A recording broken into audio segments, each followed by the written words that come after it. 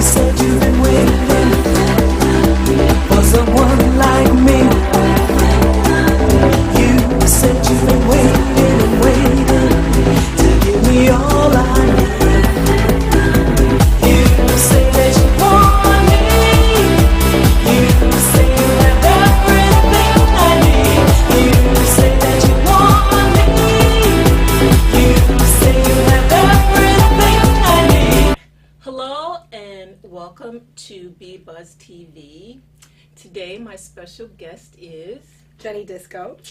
Jenny is a DJ. Now, whenever I come across someone that's in a field that is predominantly male, I want to get them in my chair to find out how they got started and how they managed to stay in the business. So, tell us, how'd you get started? Oh, this will be 15 years that I've been playing, and I originally got into the business because I was dating someone who was a DJ, and he kind of got a little bit of the you can't do that, you're a girl, and of course I'm like, watch me. So I taught myself how to play, learned how to set the equipment up and everything, and it's just kind of been fast track since then. I've done a little bit of everything with it. So 15 years ago it started with the albums. Yeah, records. Yep, I originally, and I still have a lot of records. I moved down here from Michigan, and I sold, everything to get down here, all my couch, my bed, my everything. Was that specifically to DJ? Just to DJ, yeah. Wow, you really wanted it. I did. Well, Michigan, I don't like the snow at all, so Yeah, it was not hard to twist my arm into move. Yeah. Chicago, Midwest girl, so you know. Yeah, I know. You know, yep. Okay, so when you first got down there, how difficult was for you to get a job? Well, thankfully for me, I had already been moving back and forth and flying down here to play a lot. Okay. So I had some opportunities that were already kind of open-handed, waiting to come down here. But of course, just like anything, it takes a little bit of dedication and hard work, and going out and meeting new people and kind of expanding my craft, learning new equipment, learning new things. So I've been in a constant state of self-moving and self-forward. So okay, going from vinyl to CDs, how difficult was that? It was an interesting transition. Yes, it was an interesting transition.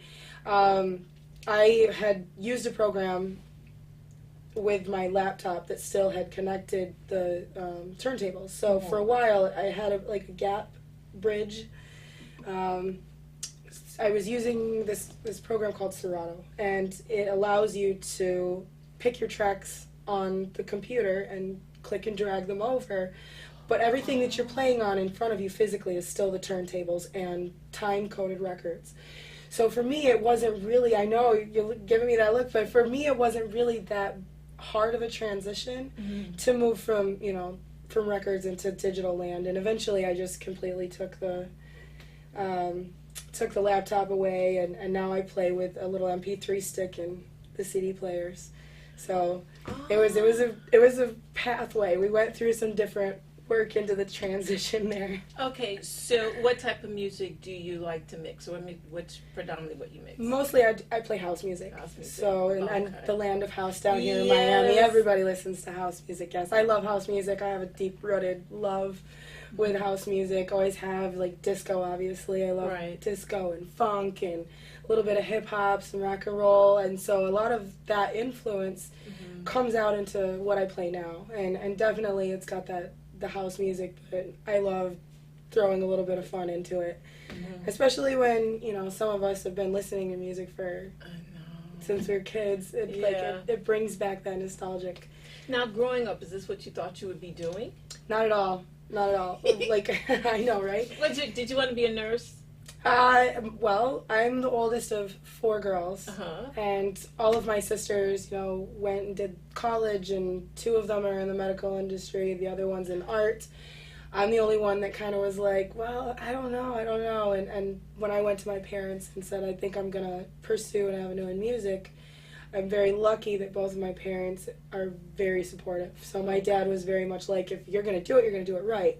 So it helped me kind of do the research and forward myself into it. But yeah, absolutely. When I was a kid, I did not think I was going to be a rock star or whatever you want to call Okay, it. so when you first started with the LP, did you have to go out and buy them, or you Yeah. already had? Oh yeah, absolutely. Well, I mean, obviously, it was stealing my parents' records at a young age and all that, going through all the old stuff. But yeah, you have to go and sit in a record shop all day and Right. and pick through music, and it just you kind of lose that value to it now because it's so easy to just download music Right. or be on a promotional list where the promoters all send it to you. Please play our music. Please play our music.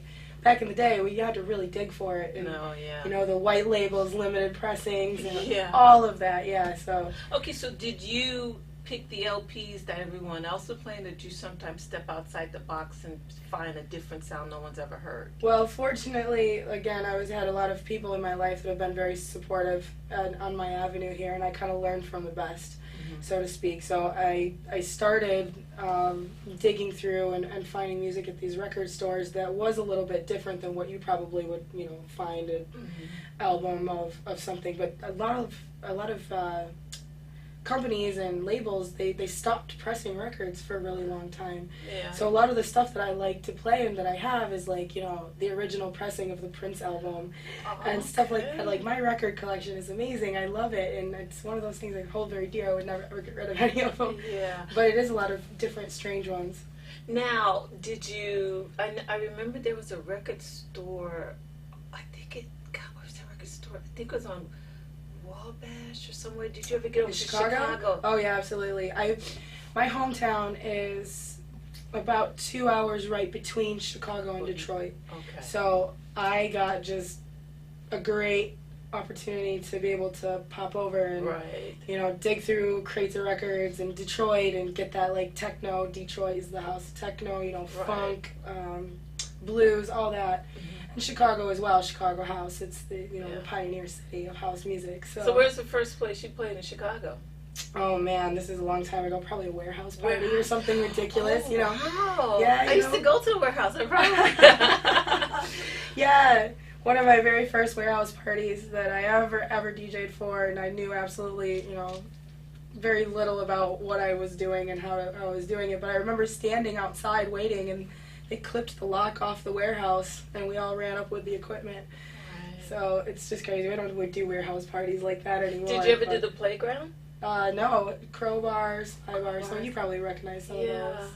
Yeah, Okay. the iconic ones. Now, what does your sisters think of your profession? Well, my sister that's right underneath me, she's a designer with Lego, so she definitely pursued her option with the most fun thing that she possibly could.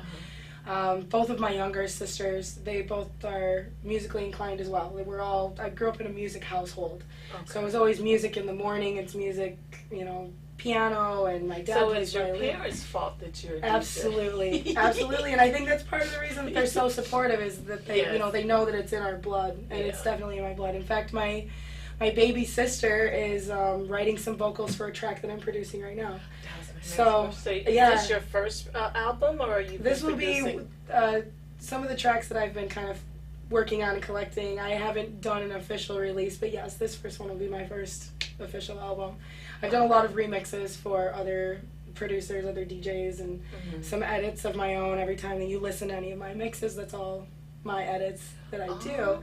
So I do play a lot of my own music, but as far as like from the ground up starting a brand new track and everything, that's been in the works. Yeah, so I'm very excited about that. That's all right, so did you decide to do that to be taken more seriously, or to make more money and to get, of course, you produce your music, you're going to get more jobs? Was that or was just something? Yeah, a little bit of this, a little bit of that. Like I said, I grew up in a musical household, so I mean, my sisters and I used to make up music and sing and play on the piano, and you know, we're 5 and 6 years old. So you can sing too?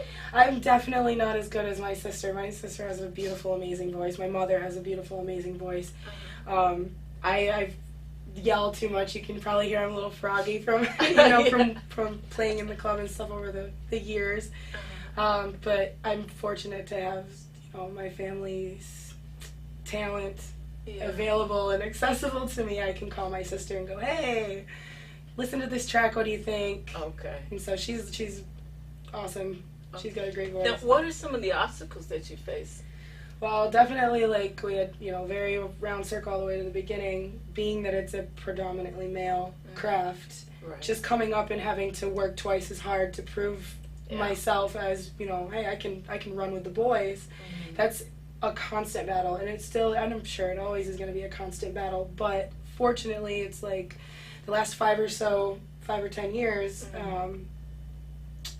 women are starting to kind of be producers now, and they're starting to step into that light and step behind the decks, and they're getting respected a little bit more. So it's nice to actually be able to throw down with the boys club. But a lot of times, you know, 9 out of 10 times I'll go play with a group of all guys and I'm the only girl. But I prefer you think of me as a DJ first and a lady second. So a lot of these guys are supportive also.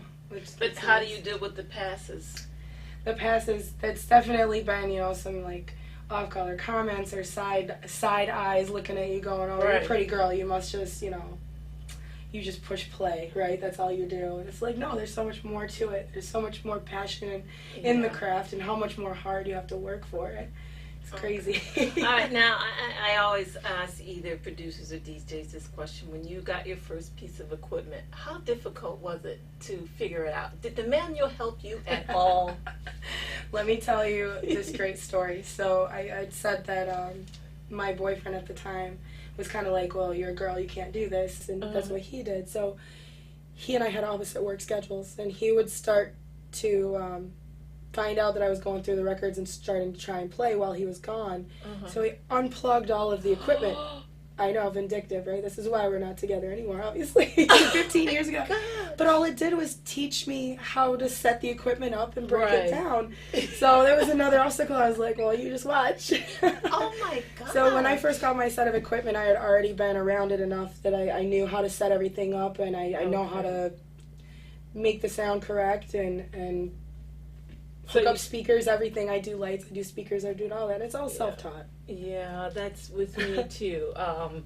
I'm self-taught with video, lighting, all of that, and I still love to do it. So I'm sometimes, well, most of the times, most people don't take me seriously because I have no problem kicking my shoes off and getting behind the camera. Exactly. Behind the video. If you're in an event, you know, this is what I try to tell people. When you're in this business, what happens if someone doesn't show up? You're stuck because you don't know how to press play. Exactly. You don't know how to press record. Exactly, yes. Yes. It's all that lady muscle.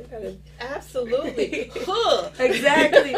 You have to appreciate your craft enough in whatever it is that you do to understand all of the parts of it. Exactly. Everything from how a record is pressed all the way to how to hook up the equipment and do all of that. It's part of that passion is to want to understand everything that is involved into it. And so I appreciate that you kick off your shoes and you can do all that. You're like, get out of my way. That's right, get out of the way. This whole studio I did myself. It's amazing. It's beautiful. People say, oh, don't you need a guy? I just love it when a guy, sometimes with certain things, like when the FPL guy comes by, you know, he's trying to tell me why, because I still don't understand why my electrical bill is as high as it is. And he kind of talks down to me, and I said, look, this piece of equipment is 18 watts. This is 80 watts. That's 100 watts. This doesn't make any sense. But men do that, and I love to be able to, you know, put them in their place. That's like right. You do with your boyfriend. That's right. You know, that like shock value too when they start speaking about something and they're like, oh, well, this girl knows what she's talking about. I probably can't beat her on That's what I'm telling you. Don't try to pull, what's that, pull the wool, whatever. Yeah, well, exactly. Okay, so 5 years from now, what would you like to be doing at that point? You know, I like to live as I am, you know, right now. If I never do any better than what I do right now, I'm happy. But however the path and whatever the momentum that I'm creating now, wherever that takes me, I'm all about that journey. So I don't know necessarily where I'm going to be in 5 years, because 5 years ago I didn't know that I would be producing music. 5 years before that I had no idea that I'd be, you know, eventually moving to Miami and playing in some of the biggest clubs all over the world too. I mean, music has brought me all over the world. I had no idea that that was going to happen, you know, and like I said, this is 15 years that I've been playing this year, and when I first started, I was a basement DJ. I never thought it would do anything for me. I thought I would have to get a regular 9-to-5 job and kick around and, you know, do all that, and Music, You it just are. keeps taking me. Yeah, I know. It keeps taking me to that next level, and I love this ride. So I'm like, That's let's go. I good. don't even know where we're going with this. So let's Okay. keep going. Relationship, no relationship? Yes, absolutely. I am living with and dating and this amazing man. He's actually one of my DJ partners as well. He and I play together a lot, and he's just absolutely completely talented and fantastic. He's amazing. And very supportive. He's extremely supportive, and a lot of times, you know, if I get booked to play a show or something, he'll be like, "Yes, get it, baby." So, and I do the same for him because he's also a DJ and he's very good. He's very, very talented. So I love being not only behind the decks with him, but I like being in the crowd too and watching Yeah. him just love what he does and do it so well and make it look good doing it too because he's gorgeous, obviously. Oh, okay. But yeah, hey. Okay, so the jerk that you dumped, where is he today? Oh man, that was 15 years ago, I think. I couldn't even tell you what this man is doing anymore. No longer. He's probably not DJing. He's probably not DJing. That's right. I don't mean to laugh, but I mean to laugh. Don't Oh, you? I'm sure he got. But I have to give credit where credit is due. You know, if it wasn't for him kind of saying, "Well, you can't do that," Absolutely. I wouldn't be doing it. Yes. So I do appreciate, you know, that it kind of pushed That me kick in in that the direction, butt. that kick in the Yeah. butt, that direction. Yes, but I'm sure he's still, you know, back in Michigan doing his thing. Michigan people. Yeah, right. Okay, so what advice would you give to other women that want to pursue your career? What would you tell them to do? Just never take no for an answer. Absolutely never take no for an answer. If you want it that badly, you'll make it happen. You know, a lot of people will say, "Oh, I can't do that. I have a job, or I have kids, or I have this, or something else it's in my way." There's always a way. There's always a way that you can make that direction happen. You just got to have that dedication and the passion. You have to want it bad enough to make it happen. So, girls, if you really want to do this, you really want something in your life, you want to be a photographer, you want to be a race Yes. car driver, Mhm. do it. Yeah. Absolutely do it. There's nothing that's stopping you except you. Okay. Now, here in Miami, of course, Miami is music based. And what other, I know Chicago is house based. So majority of jobs, you have to go overseas, right? I have played. I've played, South America, Costa Rica. Music has brought me to India. I've got to go to some really amazingly beautiful places and And how do they fantastic respond to you being a female? stuff. Well, it depends. Like the culture, again, it's kind of a shock to Yes. see a girl up there doing her thing. But I mean, a lot of times when I play, I come in with my hat on backwards, and I come in with my backpack, and I'm trudging the equipment up, and I don't really come in looking like, like a girl sometimes. So Is that when intentional? it is. It's part of it is intentional because I want you to see that I'm a DJ first. I want you to hear me before you pass a judgment. Where a lot of artists or DJs, especially down here in Miami, they motivate themselves to be a female DJ. So they come in heels, lipstick, the whole deal. Right. And it's almost like you get lost in the fact that they're actual artists underneath that. Because they're so Beautiful. upfront with being a woman. And I prefer really for you to kind of listen to me first. My name, J Disco. I don't go by Jenny Disco because I don't want you to know I'm a girl, really. I want you to listen. But after they start playing, though, you think the message becomes clear? I think that a lot of girls, they use it to their advantage instead of using their music Okay. to their advantage. All right. So I appreciate that, some of these girls come in there and just rock socks. Right. But there's so many great DJs out there, and I don't want you to pick one versus another because this girl's prettier than that one or something Okay. along those lines, All right. So I want everyone that's in like a predominantly male, whatever. Right. Yeah, you're a girl, rock it, be a girl, but also don't let that be the only reason that they're listening to you. Okay. All right. So, what's the name of the new LP? You have a name yet? I haven't. I'm still working on. There's only 3 tracks done. There's a few coming out still, but I don't know. Something witty. We'll have to think. Something witty? Something witty. All right. So, your DJ name, how'd you come up with that? Well, Like I said before, disco is really kind of, it's my favorite era. I just love the Mine music. too. It's just I wish amazing. it would come back. Yes. Well, you should check out new disco. And disco, it's a Okay. genre that's kind of Okay. up and coming, and it's been kind of coming forward for the last couple of years. A lot of producers are using old samples Yeah. from these old I hear 'em. disco records. Yeah. Which is great because it's almost like that disco revival. It's starting to bring it back up. Yes. So the name specifically Jenny Disco, I did that because I named myself after the greatest era in music. Okay. When you were very using real instruments smart. Yeah. and these girls with these voices, and then all of that, and the dancing and the just the culture, everything. I appreciate it. I wasn't around for it because obviously it was a little before my time, but I do appreciate it very much. So that's where that came from. Now, your studio, do you play keyboard? Because, of course, all the sounds could be in the keyboard, on the computer. Do you actually play, or? I do. You do? I play several instruments. Okay. We always had a piano in the house growing up, so I had piano lessons, thanks Mom and Dad, when I was a kid. Okay. It kind of gave me that basis. I've always played, in band in high school, and was always in all of the plays and the musicals, so I learned how to read music. Mhm. I know how to read music.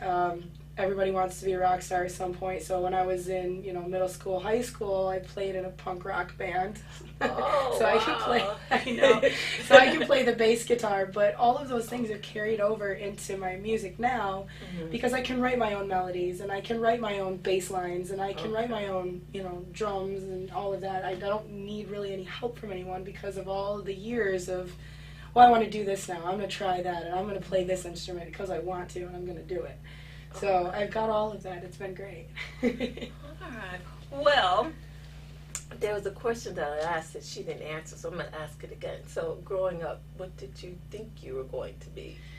When I was growing up, I think I always thought I would be in the medical field because both of my parents are in the medical field, and my sisters that's what they wanted to do, and I have a passion for animals and passion for people and life, so I always thought when I was younger that I was kind of probably going to pursue that and follow along, my dad's footsteps perhaps. He's an optometrist, so none of us did it, so he couldn't pass down his legacy on him. So No, I just got that feeling. I just wanted to make sure because it was driving me crazy in my head because I don't prepare questions. So that was just a question that kept coming to me. I just saw nurse. Yep. I was definitely thinking I was going to be in the medical industry, medical field. I actually took college courses when I first graduated to do that, and at a certain point, just my passion just lied elsewhere. Yeah. So I found myself skipping classes. I found myself selling my books, my college books. Sorry, Dad. Selling my college books and stuff so I could buy records, and it just.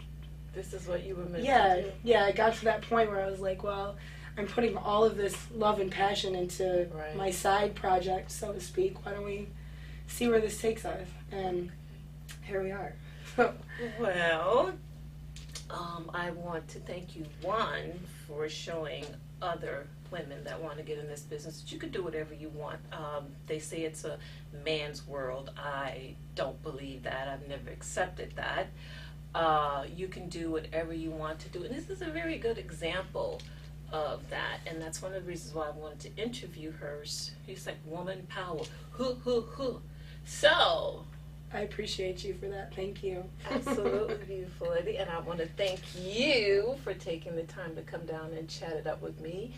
And it's been a pleasure meeting you. Absolutely. And I'm so excited, and thank you again for really having me on. This is very awesome, and I love seeing all the things that you've been doing too lately, so more power to you, lady. Thank you. I'm having the time of my life. I did hair for 25 years, and then what I'm doing now is what I've always wanted to do, and the video, and I do music, producing music, but just this whole thing that I'm doing now, and I took a big chance. You know, you take a big chance when you are in a profession where you're making a lot of money. Yeah. And you decide to do what you really want to do. I just didn't want to be, 70, because my psychic told me I'm going to live forever. I didn't want to be woulda, coulda, shoulda, regrets. Yeah. What if, Absolutely. what if.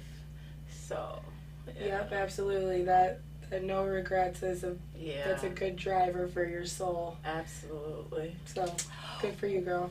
Thank you. Well, this is Miss Bourget and Jenny Disco, signing off. Thank you so much. You're welcome, sweetie. Ciao. You said you've been